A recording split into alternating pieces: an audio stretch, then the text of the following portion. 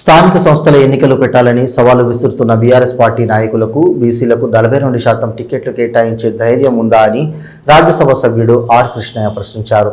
స్థానిక సంస్థల ఎన్నికలలో బీసీలకు 42% రిజర్వేషన్లు అమలయ్యే వరకు ఎన్నికలు నిర్వహించవద్దని రాష్ట్ర ప్రభుత్వాన్ని ఆయన కోరారు. రాజకీయ పార్టీల సవాళ్లు ప్రతి సవాళ్లతో సమస్య పక్కదారి పట్టించవద్దని విజ్ఞప్తి చేశారు. హైదరాబాద్ బషీర్బాగ్ ప్రెస్ క్లబ్లో 14 బీసీ సంఘాల సమావేశం బీసీ సంఘం రాష్ట్ర వర్కింగ్ ప్రెసిడెంట్ నీలం వెంకటేష్ అధ్యక్షతన జరిగింది. ముఖ్య అతిథిగా ఆర్ కృష్ణయ్య హాజరై మాట్లాడారు. బీసీ రిజర్వేషన్లు 42% పెంచుతూ అసెంబ్లీలో బిల్లు పాస్ అయిన నేపథ్యంలో అమలు చేయాలని ప్రతిపక్ష పార్టీలు ప్రభుత్వంపై ఒత్తిడి పెంచాలన్నారు. దమ్ముంటే ఎన్నికలు జరపాలని, ఎన్నికలకు వెళ్లాలని కోరడం బీఆర్ఎస్ పార్టీ ప్రయోజనాల కోసమేనని అన్నారు. ఈ విషయంలో ప్రభుత్వం అఖిలపక్ష సమావేశం జరిపి నిపుణులతో చర్చించాలన్నారు. ప్రభుత్వం వెంటనే చేసిన వాగ్దానం ప్రకారం రిజర్వేషన్లను పెంపుపై జీవో చేసి ఎన్నికలు జరపాలని డిమాండ్ చేశారు. మిగతా నాయకుల ఆధ్వర్యం లోపల సమావేశం జరపడం జరిగింది. స్థానిక సంస్థల ఎన్నికల లోపల కొన్ని రాజకీయ పార్టీలు దమ్ముందా లోకల్ బాడీ ఎలక్షన్లు పెట్టాలని సవాలు విసురుతున్నారు.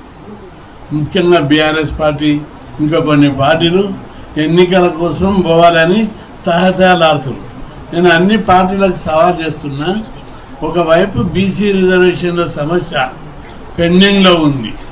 రిజర్వేషన్ల సమస్య తేల్చకుండా పెంచకుండా ఎన్నికలకు పోవాలని సిగ్గు లేకుంటే ఎట్లా అంటున్నారని నేను అడుగుతున్నా. అంటే రిజర్వేషన్లు పెంచడం ఇష్టం లేదా? రిజర్వేషన్లు పెంచకుండా ఎన్నికలకు పోతే ఏ పార్టీనైనా కూడా వదిలిపెట్టమని చెప్పి హెచ్చరిస్తున్నా. ఏం తమాషా ఉందా? బీసీ మా వాదం తగ్గిందనుకుంటున్నా? బీసీ వాదం తగ్గదు. ఎన్నికలప్పటికల్లా మీ గుండు కొట్టిస్తాం అందరి. అరే మీరే మంత్రులు, మీరే ఎమ్మెల్యేలు, మీరే ఎంపీలు, మీరే ముఖ్యమంత్రులు, మా వాళ్ళు సర్పంచులు, ఎంపీటీసీలు, జడ్పీటీసీలు అయితే కూడా మీ పాలన మోరుస్తలేదా? ఏం తమాషా ఉందా? అందుకే అన్ని రాజకీయ పార్టీలను హెచ్చరిస్తున్నా. మీరు 42% రిజర్వేషన్లకు ప్రిపేర్ కావాలి.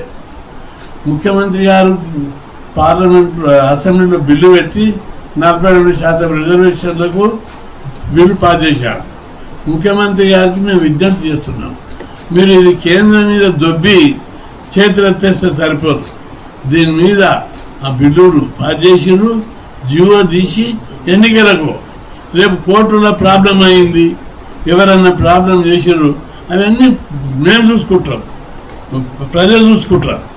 మీ తప్పు లేకుంటే మీరు చేయండి, మీ తప్పు వద్దు. మీరు మభ్య పెట్టకండి, ఢిల్లీలో పోయి ధర్నాలు చేసుడు కాదు. ఈడ జీవో తీస్తే జీవోని ఎవరైనా సవాల్ చేస్తే కోర్టులో కొట్లాడతాం, కోర్టులతో కొట్లాడతాం, సుప్రీంకోర్టులో కొట్లాడతాం. ఇవన్నీ అయినా ఏంటిదో తాడో పేడో ఎన్ని రోజులు ఈ రిజర్వేషన్ల సమస్యల మీద నాంతది. ఒక్కసారి బంధులు జరిపి దేశమంతా అల్లకల్లోలం చేస్తే రిజర్వేషన్ల విషయం ఏంటో అర్థమవుతుంది. అప్పుడే దీనికి శాశ్వత పరిష్కారం లభిస్తుంది. అందుకే వెంటనే ముఖ్యమంత్రి గారికి విజ్ఞప్తి చేస్తున్నాం, ఈ సమస్య పెండింగ్లో పెట్టకుండా మీరు దీని మీద జీవో తీసి ఎన్నికలకు వెళ్ళాలి. అన్ని రాజకీయ పార్టీలు బీసీలతోటి తిరగాటం అనేది మానుకోవాలి. మ్యాచ్ ఫిక్సింగ్ పెట్టుకోకండి. మా అందరికి అర్థమవుతుంది మ్యాచ్ ఫిక్సింగ్ అని. మీరు సవాల్ చేస్తే మేము ఎన్నికలకు పోయే దమ్ముందని బీఆర్ఎస్ అంటుంది, దమ్ముందని కాంగ్రెస్ అంటుంది. దమ్మున్నదని మీరు పోతారు, దమ్ము లేదు ఉన్నదా రామని వాళ్ళు అంటారు. బీసీలు కట్టలు పట్టుకొని ఊళ్ళ స్థానిక సంస్థలకు వెళ్ళాలని చెప్పి గతంలో ఆర్ కృష్ణ గారి నేతృత్వంలో ఎన్నో దఫలుగా ఒత్తిడి చేసి రాష్ట్ర ప్రభుత్వం మీద తీసుకురావడం జరిగింది. ఈ మధ్య కాలంలో కొన్ని పార్టీలు ఎన్నికలు జరపాలి, ఎన్నికలకు వెళ్ళరా మీరు అనే మాటనే మాట్లాడుతున్నారు తప్ప రిజర్వేషన్ల ప్రక్రియను అమలు చేసిన తర్వాత ఎలక్షన్లకు వెళ్ళాలి అనే మాట ఏ ఒక్క పార్టీ నుంచి కూడా రావడం లేదు.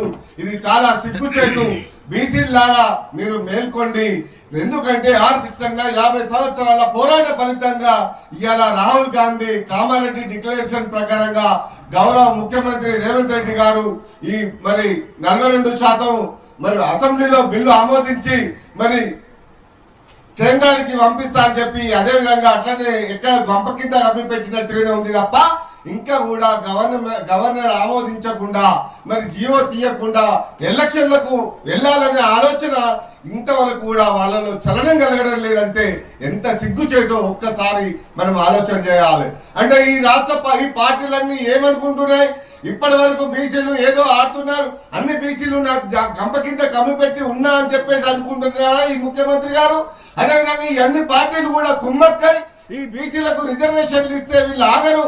మరి ప్రతి దగ్గర కూడా వీళ్ళే ఎంపీటీసీలు, వీళ్ళే జడ్పీటీసీలు, వీళ్ళే సర్పంచులు, వార్డు మెంబర్లు, మొత్తము స్థానిక సంస్థలలో మొత్తం వీళ్ళే ఉంటారు.